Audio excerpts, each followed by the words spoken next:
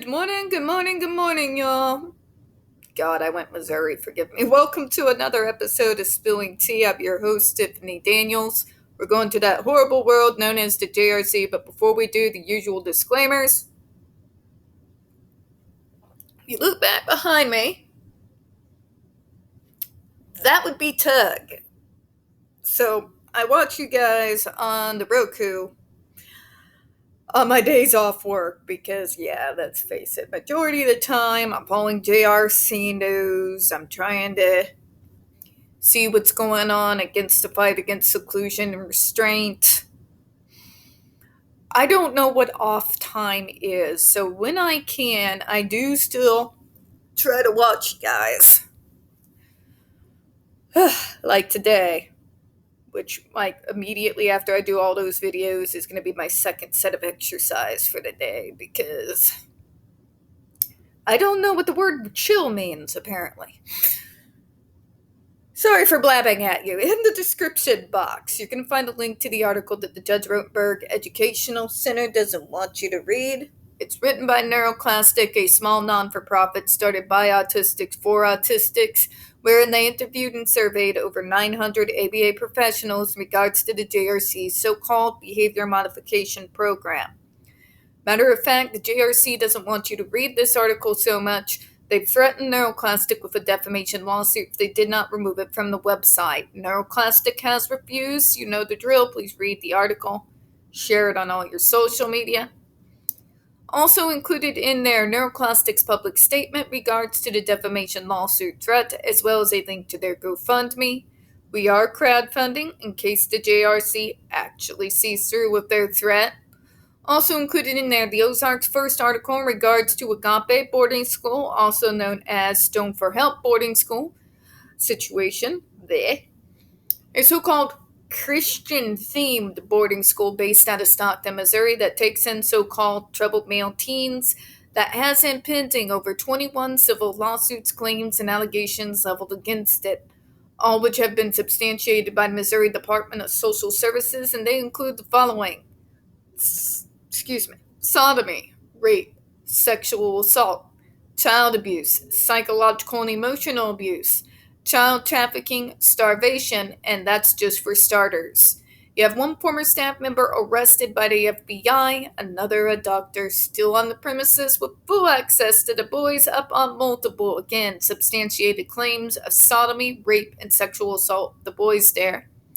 You have an attorney general too busy chasing after drag queens and trying and failing to defund public libraries while trying to master his abysmal Photoshop skills instead of actually, doing his job. And you got a governor who I don't know if I want him to actually do his job because he's off his nut. So send help to the few of us who still have two brain cells to rub together who are too broke to get our, GTFO. Read that article, share it on all your social media. We got the other pertinent links to the Stop the Shocks campaign, including to this interview of the four moms, Hoya's massive archive on the subject, Jennifer Masumba's behavioral sheet of shockable offenses, a clip out of the 7-hour ordeal undergone by Andre McCollins back in 2002, the templates, and the ever-present, self-explanatory change.org. 1 second.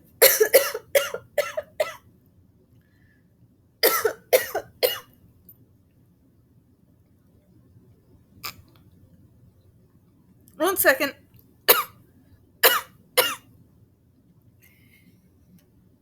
Shut the Judge Rotenberg Center down petition. I do apologize. Allergies are bad, and I do not want to stop this to refilm it. I'm technologically challenged, folks. Folks, when we discuss the JRC, you're going to hear vivid descriptions of and catch clips of surveillance footage of people with disabilities being tortured and abused. If you got young children present, please make sure to use your phones, alright? Trigger warning, this channel is marked not for kids for a reason. We use profanity on occasion and speak on dark subjects. If your child is 16 and younger and they're watching this, very obviously parental supervision is advised. I wish I could say I'm sorry about my abysmal looks today, but I don't care. It's rainy, therefore my hair boosts to almost 80s consistency. It's a fact of life, nothing I can do about it. And Missouri's having one of her bipolar moments where she goes from sun, shiny, not a cloud in the sky, cold, possibility of tornado. Oh, in the span of a single hour, so. Yeah, that. Alright, so let's go to where we left off last time. If I didn't say it, because space brain today. This channel is marked not for kids for a reason. We use profanity on occasion and speak on dark subjects, alright? Process of referral to the facility. By the time the facility was considered as a placement option, the mothers reported that no other real choices were presented to them. Families of the two students who were also involved in the juvenile justice system, Heidi and Andrew, were given a choice of either the facility or jail. Carla and Keith's mothers reported that their school district sent out referral packages to a variety of schools that provided residential placements. These families reported that the facility responded quickly once these referral inquiries were made, and this set the next step in the admission process in motion.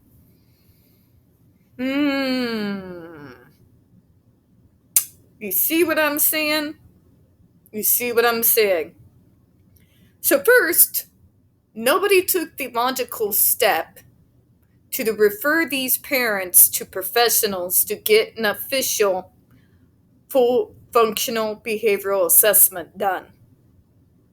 This is Basics 101 here. Before you go shoving your kids off to residential schools, somebody needs to be doing a full functional behavioral assessment.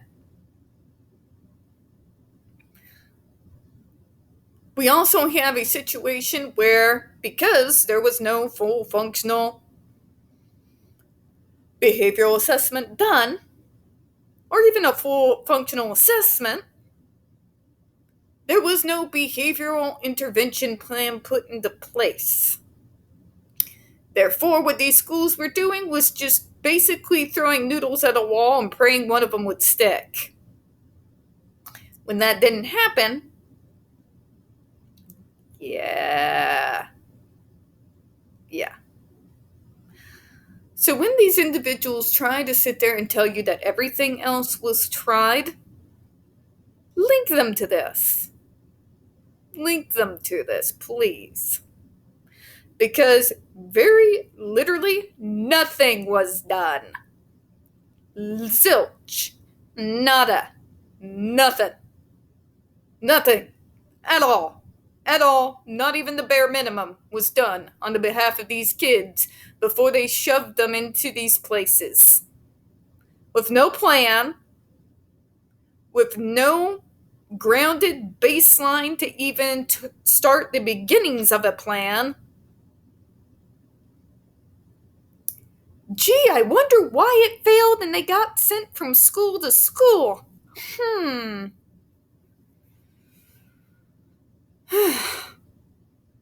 And then you see what they're doing there. This is coercion, folks. This is coercion here. Big time. Big time. It's jail or your kid gets tortured. You pick. Classy.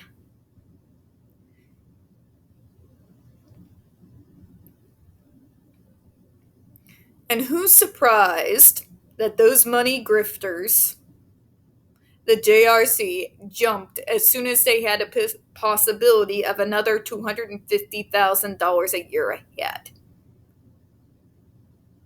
Right? Right? Time to send out the salesmen. God help us. All right. Carla's mother reported that a representative from the facility flew her out of her hometown halfway across the country and made a presentation to the family and school administrators. But not to the kid. Right?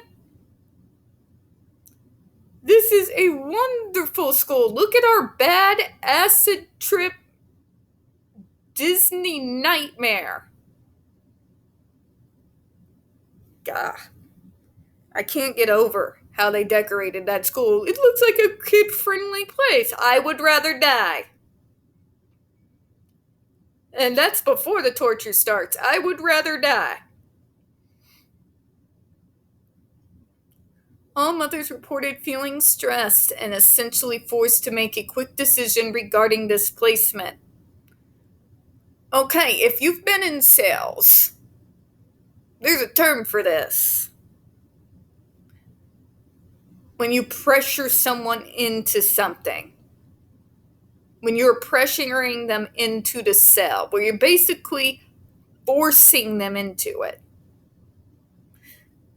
You get in trouble and possibly fired when you do that sort of thing. And the reason why is you end up costing the company more money because that customer is going to call back and complain. They're going to pull your call records. And if it looks like in any way, shape, or form that you tried way past the 2 rebuttals that you're required to do to push this individual into a cell, in particular when you're doing it using false information, you're gonna get walked out. Okay? You're gonna get walked out.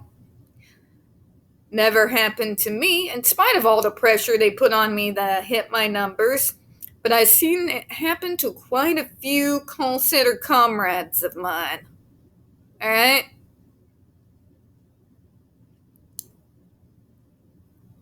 That's what this school is utilizing here. That pressure. And you know they're using all the tools in their arsenal. They're using the same lines that they try to use to gaslight the rest of the world. And you're either going to be warehoused, drugged into a coma, or in jail. Is that what you want? You know they did. You know they did, because they tried to do that to the rest of the world.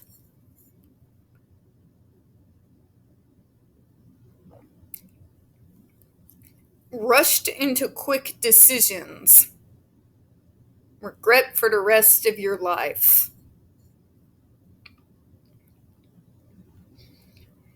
When anyone from any program tries to sell you that hard on a place, that needs to be a red flag. There is a motivation behind it. Most programs receive, yes, even the private ones like the JRC, federal and state dollars. Okay? To continue to function and run. If they are coming on to you like a drunken prom date or a used car salesman, you should leave that meeting immediately, regardless of what your circumstances are. Okay? Should go without saying, if it looks like Disney threw up, you should probably not send your kid there. Somebody trying that hard to turn it into a cartoon wonderland, which just turned into a bad acid trip, is doing so to hide something. It's usually something extremely sinister, which we can say with full confidence in our full chest, it's exactly what the JRC does. Badly. God, badly. I'm thinking about all the chandeliers they have going down the hallway where each chandelier touches each other. Why? Sorry, I'm still not over that. Heidi's mother reported, they say that this would be her only choice. DYS said it's either this or jail. Nobody could accept her anywhere in the country. It was not easy to find a place for Heidi because of what happened, her history, so this was the last choice. See, that's what they do. It's called the hard sell. The hard sell is something that is frowned upon if you work any kind of sales, call center, cars, retail, the hard sell, right? Where you essentially railroad the person into, well, obviously buying a product they obviously didn't need and will probably return, or sending them into a hellscape like the JRC. If someone is pushing you that hard, especially it's this or jail, there's no other choice, get the fuck out of there because they're lying. It's not actually a fact. DYS does not get to choose where you stick your kids. They can tell you that you need to get them to a facility or they'll go to jail, but it's still parental discretion. So when you got some jackass in a suit giving you the hard sell, yeah, walk out. Walk out. Because every single red flag in the book should be flagging at that point. Right? There's no reason why a school facility for kids with disabilities, or any other program for that matter, should be going for the hard sell.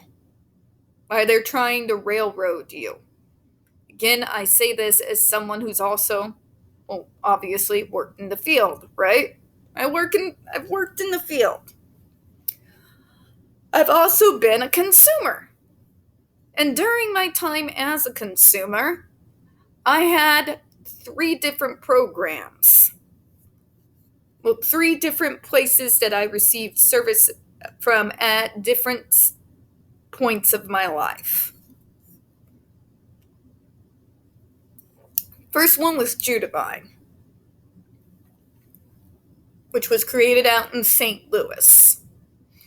They got us introduced to the person-centered planning concept and began to get the ball rolling, get me hooked up with the specialist for autism. You get what I'm saying here. They were also the ones that helped get me actively involved in disability and neurodivergent rights. The second program was done through Burl. I was already receiving, well, my diagnosis. My psychologist, who had been my psychologist since I was like 10. My primary doctors, everybody was through Burl anyway, so it just kind of made more sense as I got into my assisted living department out of high school to just go ahead and focus all my services from one focal point. Eventually, it became a little bit easier, and I went over to ARC for the majority of my social integration activities, what have you, because those were the ones that were assisted, that were actually running Crowhaven, the place that I was having the assisted living apartment there. It was just easier considering that the van that we took to get into town every day would at least 2 times every month go to the art building. So there I began to centralize my job coaching, the secondary education, all of that, right? Out of those 3 different programs, not one of them, not one, went in for the hard sell like that. Not a single one. Not one. My doctors went in for the hard sell when I first got diagnosed. And of all my aunt's faults, She said no to the hard sell. Probably helps that my uncle is a used car salesman. You know it when you see it. You know when something's off, especially when you've been around salespeople your whole life, or in her case, her whole adult life. You know what I'm saying?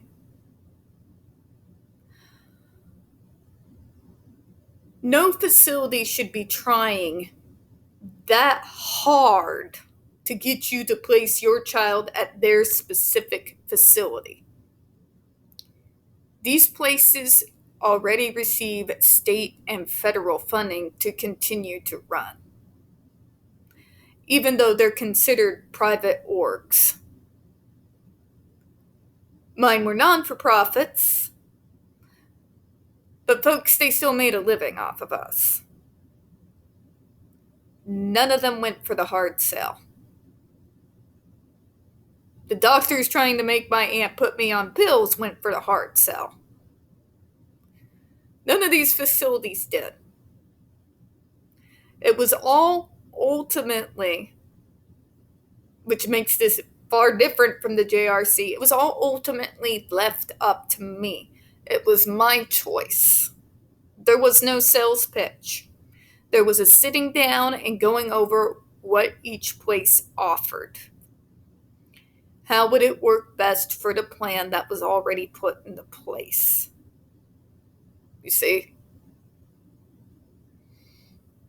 And each place has made its mark on me and are a large part of how I have become who I am, especially Arc and Judavine.